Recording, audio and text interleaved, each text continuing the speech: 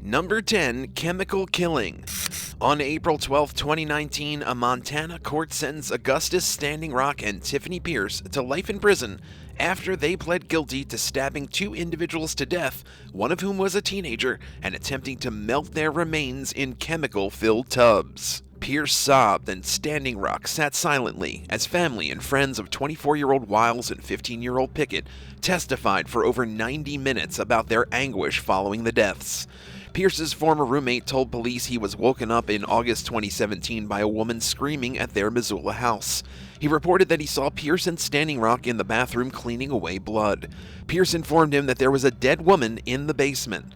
Wiles and Pickett's remains were discovered mutilated and partially dissolved in the basement by police. Standing Rock had earlier told prosecutors that he felt Wiles had sexually assaulted a young girl close to him. He apologized for his acts in court, while Pierce maintained that she never wanted to kill anybody. Pierce told detectives that Standing Rock brought over two people, took them to the basement, and attacked one while Pierce attacked the other. The district judge eventually sentenced both to life in prison without the possibility of release for the killings of Jackson Wiles and Marilyn Pickett in 2017. Number 9. LIL'S Casino Beheading. Donald Ray Cherry, a man who beheaded a winning casino player in 2017, was sentenced to life in prison on June 11, 2021 at the Yellowstone County Courthouse in Billings for the murder of Myron Wesley Knight. The killing was linked to a theft when the robbers met Knight at LIL'S Casino in Montana. Cherry and a second suspect, 37-year-old Jeffrey Glenn Haverty, brutally killed Knight with a hatchet that evening. They then proceeded to behead him at a homeless campsite near the casino. Knight's headless body was later discovered on a dirt trail near the camp. His head was discovered 30 feet or approximately 9 meters away. It was wrapped in a towel and buried beneath a pile of leaves. According to a medical examiner, Knight was most likely still alive when they began cutting off his head. Cherry later confessed in court that he and Haverty robbed and murdered Knight. The men were frequent visitors to the casino. They had known each other prior to the deadly encounter. That day, though, Knight had won $120 at the casino, but he quickly delivered the money to a casino staffer for safekeeping. Knight had only $6 on him when he was killed by the two. Cherry appeared disengaged during the court proceedings. He was observed scribbling on a notepad and did not speak to anyone, even the district judge who handed him the 65-year sentence for deliberate homicide. Cherry will also have more than 3.5 years removed from his sentence for the time he has already served in prison since the murder. His accomplice Haverty has been sentenced to 50 years in jail for the robbery and murder back in February 2020. Since his arrest, 34-year-old Cherry had already attacked a jail guard on Christmas Eve and was also cited for 75 write-ups in jail for alleged misconduct. Number 8. Bare hands. Lindsay Hagen, 32, pled guilty to the murder of Robert Mast in Yellowstone County District Court on March 14, 2016. She informed authorities that her 25-year-old homeless victim, Robert Mast, wanted to die and that she was only assisting him. In reality, Hagen had been wondering what it would be like to kill someone with her bare hands. Hagen and Mast met in Washington and started dating. The incident occurred in September 2015 as Hagen and Mast were traveling from Olympia to North Dakota and stopped in Billings, Montana. Hagen said that Mast had told her that he wanted to die, and she told him that she could make it happen. She stated that she got behind Mast in the car, wrapped her arm around his neck to strangle him, and blocked his mouth and nose. She went on to say that they had both been drinking a lot of wine. The duo was subsequently discovered by police outside a Domino's restaurant. Mast was unconscious, and Hagen later claimed that she had attempted CPR on him for 30 minutes before the police arrived. After entering into a plea deal, she was sentenced to serve 65 years in prison. Number 7. Second Thoughts. Jordan Lynn Graham and Cody Lee Johnson had been married for only 8 days when Graham started to have second thoughts about the marriage. On July 7th, the couple went from their Kalispell home to Glacier National Park, where they got into an altercation that culminated in Johnson grasping her arm and Graham pushing her new husband off a cliff to his death. The corpse of the 25-year-old was eventually discovered in a section of the park so steep and rocky that removal required the use of a helicopter. After a 2-year engagement, Johnson was believed to adore his wife and be enthusiastic about their marriage, but his relatives feared Graham didn't reciprocate his affections. She was distant, didn't want to spend time with his family, and remained silent when she did. Graham also informed a friend on the night that Johnson died that she intended to speak with Johnson about having second thoughts about being married, and that if she didn't hear from her again that night, something bad would have happened to her. Johnson went missing on July 8th after failing to show up for work, and Graham was questioned the next day. She first told detectives that Johnson texted her the night of his death, claiming he was going for a drive with an out-of-town friend. She arrived to see a dark-colored sedan moving out of the driveway with Johnson inside. Graham informed a Glacier National Park ranger on July 11th, 2 days after the interview, that she had discovered the corpse beneath a famous loop area. The park ranger thought it was odd that she would be the one to find the body. She said it was a location he wished to visit and would frequently come up there to race cars with his buddies when they were visiting.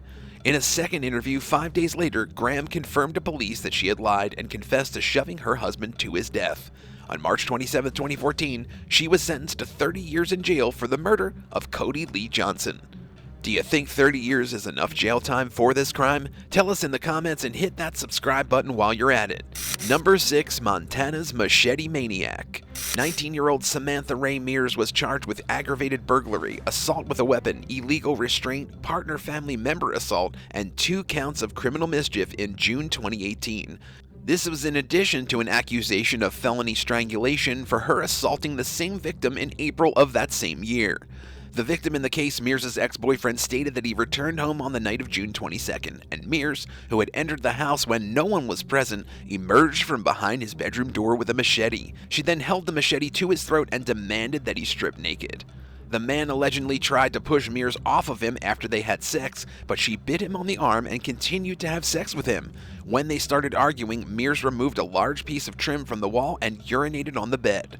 When the man heard his sister enter the house, he texted her to tell her to leave. Around 11 p.m. he dialed 911, but pretending to speak with Doug, so Mears wouldn't realize he was asking for help. Mears appeared to be suffering from a mental ailment, according to Great Falls police. She claimed her ex-boyfriend had kidnapped her and handed her a machete for protection. Earlier in April, following another heated argument at the victim's house, Mears pulled his hair and smacked him across the face. The man was able to get her off of him, but he was unwilling to physically defend himself for fear of getting into legal problems. However, the quarrel continued, and Mears began strangling him by placing her thumbs against his windpipe. Prior to all of this, the couple had been in a relationship for almost 7 years. In November 2019, Mears was sentenced to 20 years in a state psychiatric facility. Number 5. Backroads. On January 14, 2022, a caller contacted 911 to report a body on Rimini Road in Lewis and Clark County, Montana, about 4.5 miles or just over 7 kilometers south of Highway 12. The caller was apparently getting ready to go snowmobiling when they observed something unusual, which they suspected was a human body. 4 days later, the victim was identified as Michael Anthony Biggs, while the culprits, 31-year-old Robert John Harville and 36-year-old Brandon Michael Beckman, were arrested and charged with deliberate homicide and tampering with or fabricating evidence. The arrest was made after a witness called police to tell them that they had rescued 2 guys who were stuck in the snow on the day of the murder at about 10:30 a.m., near where Biggs's body was subsequently located. The witness mentioned people who matched Harville and Beckman's descriptions. The blue car in which the guys were trapped in apparently had been seized because Harville had been arrested in an unrelated case prior to the incident. Detectives spoke with several of Biggs's acquaintances and learned that he had recently cashed a hefty check. Surveillance tape allegedly shows Biggs and Beckham at a casino, as well as Biggs giving him money to gamble with. Beckham later told investigators that Harville drove the 3 of them to Rimini Road to get meth. Beckman, who was in the back seat, requested that Biggs switch seats with him. Beckman then shot Biggs in the head after he stepped out of the car, then aimed the gun at Harville and ordered him to help carry the body. Beckman then snatched Biggs's money and attempted to flee, but became stranded in the snow. Both men are being jailed on $75,000 bail until their trials. Number 4. No rhyme or reason. Anthony Kevin Wall was charged with attempted deliberate homicide after slitting his father's throat in Black Eagle on December 26, 2019. On the morning after Christmas, his father was getting ready in the bathroom when Wall grabbed a knife from the kitchen and slit his dad's neck. Wall then allegedly walked upstairs to tell his brother what he had done. The two proceeded downstairs where the victim was in the bathroom with blood everywhere. The brother dashed upstairs to retrieve his phone in order to dial 911. Deputies and medical professionals noted that the victim's injuries matched Wall's description of the incident. Blood was also found on Wall's hands and clothes. There's no mention of a potential motive for the assault. Wallace also had multiple misdemeanor convictions, including several for domestic violence episodes. His bail was set at $200,000, and on November 3, 2021, the 57-year-old was sentenced to 40 years in Montana State Prison, with 20 of those years suspended after agreeing to plead guilty to attempted deliberate homicide. Number 3. Murder Mom. The Missoula County Sheriff's Office got a call concerning a killing on Patty Ann Drive on November 19, 2021. Leanna Gardpipe's mother had called 911 to report that her 34-year-old daughter had called her and told her that she had saved her babies. Leanna reportedly began crying after the mother questioned if she had killed her children. Shortly after she spoke with her mother, Leanna called 911 and reported a murder that had occurred with a steak knife on her bed. She then requested that an ambulance be dispatched because she was still hearing noises from one of her children. Leanna was eventually apprehended by Missoula County deputies. Her children were discovered lying on their backs in their bedroom, snuggled inside bed sheets. They were said to have had substantial lacerations on their throats as well as defensive wounds on their hands and fingers. They were declared dead at the scene. Investigators also discovered a steak knife in a pool of blood under a bed in the small girl's bedroom. Leanna was ordered to undergo mental health examinations, and her arraignment was set for later this year. Her bond was set at $10 million, and she was booked into the Missoula County Detention Center.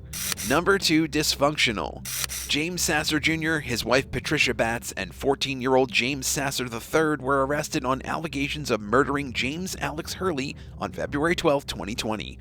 Hurley was discovered dead on the 3rd of February with bruising all over his body. He died as a result of blunt force trauma to the head. Hurley's uncle, James Sasser III, is said to have killed him by hitting him over the head with a wooden paddle. In October 2020, Sasser III pled guilty to purposeful homicide and will be sentenced when he reaches the age of 18. Sasser Jr., for his part, did not assist Hurley when Sasser III attacked the youngster and promoted physical and verbal abuse from other family members, as evidenced by video footage in court, which revealed verbal abuse and humor created out of Hurley's physical abuse. Hurley had relocated to West Yellowstone for a year to spend time with his father, Batts' son, but he then had to move in with his grandparents when his father died, which resulted in his premature demise. On March 4, 2022, Sasser Jr. was sentenced to 100 years in prison for felony purposeful homicide, 10 years for criminal child endangerment, and 10 years for interfering with a witness in his grandchild's death. Number 1. Terrible person. 28-year-old Jacob Greer, who allegedly faked his own death 6 years ago to escape a prosecution on child pornography charges, was apprehended and detained by U.S. Marshals in early April 2022. Greer was detained by Immigration and Customs Enforcement officers in April 2016 for receiving and possessing child explicit content. He was reportedly released on bond the next day and was staying with his grandmother while being tracked by an ankle monitor. On May 31, 2016, however, an alert was issued stating that he had removed his GPS monitor. Officials from multiple agencies searched for Greer and eventually discovered his vehicle, which included a suicide note near Flathead, Montana. Although his body was not recovered, a federal arrest warrant was issued the same day. Though he was not present at the campsite where the vehicle was discovered, detectives determined that he had purchased the car using money borrowed from a friend and fled to Iowa with money, a bow and arrows, and a backpack full of survival gear. Before his eventual capture, he was last seen wearing a camouflage hat in a Walmart in Kalispell, Montana on June 3, 2016. Greer was known to be a survivalist who planned to live off the land in remote areas of the upper western states or southern Canada, hiding out in abandoned cabins. He is currently being held at a federal detention center in Seattle and will be tried in Des Moines. Thanks for watching. So, will you be steering clear of Montana on your next trip? Let us know in the comments below and don't forget to subscribe. See you next time on The Bad Badger.